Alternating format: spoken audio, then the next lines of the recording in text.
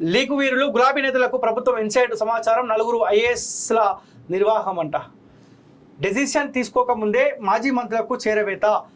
దాని ఆధారంగానే ప్రభుత్వం విపక్ష నేతల విమర్శలు. ఆధార్తో సహా పట్టుకున్న రాష్ట్ర సర్కారు. సన్న ఓట్లకు బోనస్ చర్చతో బయటపడ్డ వ్యవహారం. కోర్ తర్వాత ఆ 4గురిపై బదిలీ వేట్ అంట.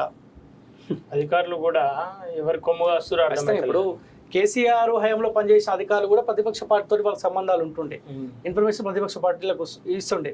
ఇప్పుడు ఖచ్చితంగా కేసీఆర్ హయాంలో పనిచేసిన అధికారులు ఇప్పుడు రేవంత్ రెడ్డి దగ్గర పనిచేస్తారు కాబట్టి ఆటోమేటిక్గా ప్రతి ఇన్ఫర్మేషన్ కేసీఆర్ ఫామ్ హౌస్ పోతుంది, ఖచ్చితంగా పోతుంది. ప్రభుత్వం వ్యవహారాలు అంతర్గతంగా జరిగే చర్చల అంశాలను ఎప్పటికప్పుడు బీఆర్ఎస్ నేతలకు చేరవేసిన లీకు వీరులను సీఎం రేవంత్ రెడ్డి గుర్తించినట్టు సెక్రటరియట్లో ప్రచారం జరుగుతున్నది.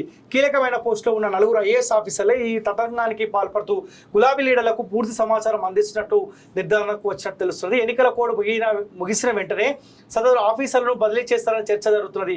కొందరు హెచ్ఓడీలు, జిల్లా అధికారులు సైతం ఇప్పటికే బీఆర్ఎస్కు అనుకూలంగా వ్యవహరిస్తున్నారని, వారందరినీ గంపగుత్తగా ట్రాన్స్ఫర్ చేయాలని సర్కార్ నిర్ణయానికి వచ్చినట్టు తెలిసింది. బోనస్ పై చర్చ తెల్లారేసరికి గులాబీ లీడర్ల విమర్శలు. లోక్సభ ఎన్నికల ప్రచారం జరుగుతున్న సమయంలో వడ్లకు ₹500 బోనస్ ప్రకటించాలనే ఉద్దేశంతో సీఎం రేవంత్ రెడ్డి అధికారులతో ప్రత్యేకంగా ఓ మీటింగ్ నిర్వహించినట్టు తెలిసింది. అందులో ప్రతి ఏటా రాష్ట్ర వ్యాప్తంగా దిగుబడి అవుతున్న వరి ధాన్యం ఇంత, దొడ్డు రకం వడ్లు ఎన్ని, సన్నవి ఎన్ని అని ఆరా తీస్తూ అన్ని రకాల వడ్లకు బోనస్ ఇస్తే ఎంత భారపడుతుందో లెక్కలు తీశారు.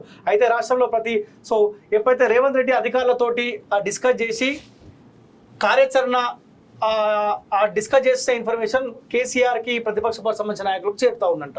సో ఒక రకంగా రేవంత్ రెడ్డి చుట్టే కేసీఆర్ కోవట్లున్నట్టే అంతే.